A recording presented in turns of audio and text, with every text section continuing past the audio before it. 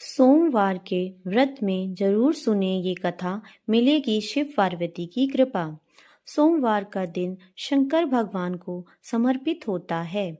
आज के दिन भक्त भोलेनाथ को प्रसन्न करने के लिए विशेष पूजा अर्चना करते हैं। कुछ लोग आज के दिन व्रत भी रखते हैं ताकि शिव की विशेष कृपा प्राप्त की जा सके। बाबा भोलेनाथ के आशीर्वाद के लिए आप भी सोमवार व्रत कर रहे हैं तो शिव व्रत कथा को पढ़कर या सुनकर इस उपवास को पूरा करें। सोमवार व्रत की विधि। नारद पुराण के अनुसार सोमवार व्रत में व्यक्ति को प्रातः स्नान करके शिव जी को जल और बेलपत्र चढ़ाना चाहिए तथा शिव गौरी की पूजा करनी चाहिए। शिव पूजन के बाद सोमवार व्रत कथा सुननी चाहिए। इसके बाद केवल एक समय ही भोजन करना चाहिए।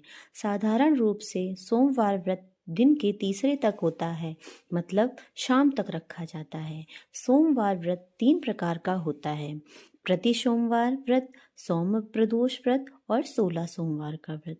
इन सभी व्रतों के लिए एक ही विधि होती है। सोमवार की व्रत कथा। एक समय की बात है, किसी नगर में एक साहूकार रहता था। उसके घर में धन की कोई कमी नहीं थी, लेकिन उसके कोई संतान नहीं थी। इस कारण वह बहुत दुखी था।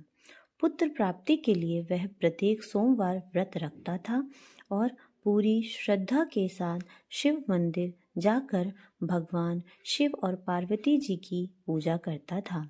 उसकी भक्ति देखकर एक दिन माँ पार्वती प्रसन्न हो गईं और भगवान शिव से उस साहूकार की मनोकामना पूर्ण करने का आग्रह किया।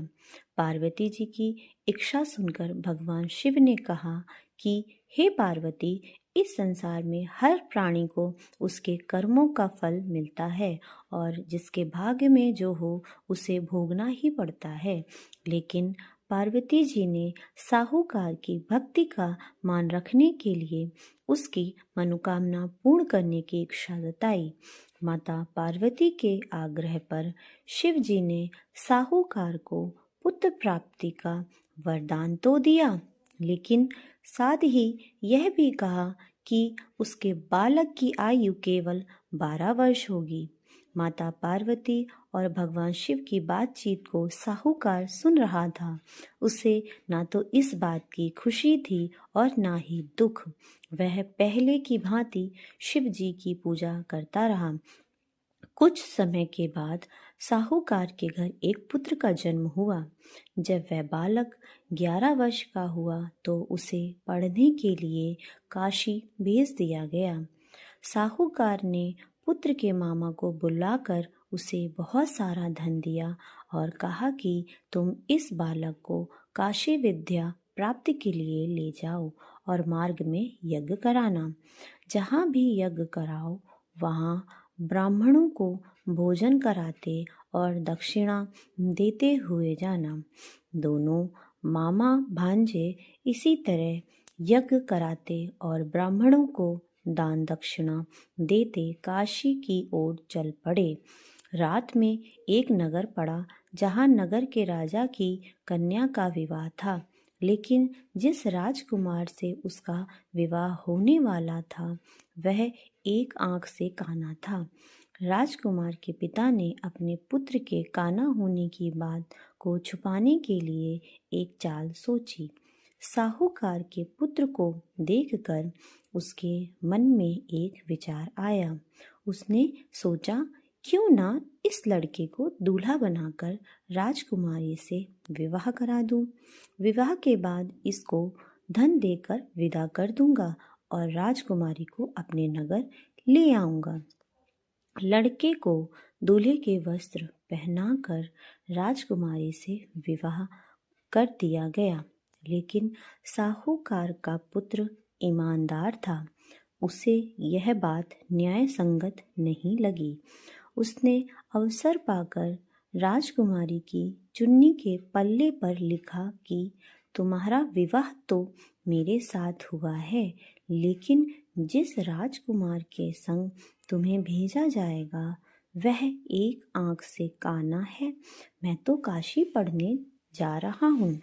जब राजकुमारी ने चुन्नी पर लिखी बातें पढ़ी तो उसने अपने माता पिता को यह बात बताई। राजा ने अपनी पुत्री को विदा नहीं किया, जिससे बारात वापस चली गई।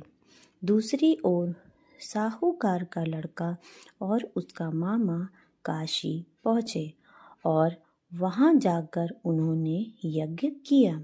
जिस दिन लड़के की आयु 12 साल की हुई, उसी दिन यज्ञ रखा गया। लड़के ने अपने मामा से कहा कि मेरी तबीयत कुछ ठीक नहीं है। मामा ने कहा कि तुम अंदर जाकर सो जाओ। शिव जी के वरदानुसार कुछ ही देर में उस बालक के प्राण निकल गए। मृत भांजे को देखकर उसके मामा ने विलाप शुरू किया। संयोगवश उसी समय शिव जी और माता पार्वती उधर से जा रहे थे। पार्वती ने भगवान से कहा, स्वामी, मुझे इसके रोने के स्वर सहन नहीं हो रहे। आप इस व्यक्ति के कष्ट को अवश्य दूर करें। जब शिव जी मृत बालक के समीप गए तो वह बोले कि यह उसी साहूकार का पुत्र है जिसे मैंने 12 वर्ष की आयु का वरदान दिया। अब इसकी आयु पूरी हो चुकी है। लेकिन मातृभाव से विभोर माता पार्वती ने कहा कि हे महादेव, आप इस बालक को और आयु देने की कृपा करें, अन्यथा इसके वियोग में इसके माता पिता भी तड़प तड़प कर मर जाएंगे। माता पार्वती के आग्रह पर भगवान शिव ने उस लड़के को जीवित होने का वरदान दिया। शिव जी की कृपा से वह लड़का जीवित हो गया। शिक्षा समाप्त करके लड़का मामा के साथ अपने नगर की ओर चल दिया। दोनों चलते हुए उसी नगर में पहुँचे जहाँ उसका विवाह हुआ था। उस नगर में भी उन्होंने यज्ञ का आयोजन किया। उस लड़के के ससुर ने उसे पहचान लिया और महल में ले जाकर उसकी खातिरदारी की और अपनी पुत्री को विदा किया। इधर साहूकार और उसकी पत्नी भूखे प्यासे रहकर बेटे की प्रतीक्षा कर रहे थे।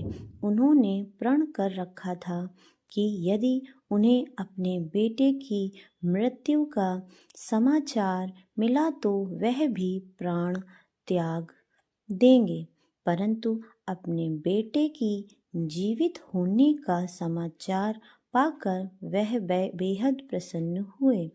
उसी रात भगवान शिव ने व्यापारी के स्वप्न में आकर कहा, हे श्रेष्ठी, मैंने तेरे सोमवार के व्रत करने और व्रत कथा सुनने से प्रसन्न होकर तेरे पुत्र को लंबी आयु प्रदान की है। इसी प्रकार जो कोई सोमवार व्रत करता है या कथा सुनता है और पढ़ता है, उसके सभी दुख दूर होते हैं और समस्त मनोकामनाएं पूर्ण होती हैं।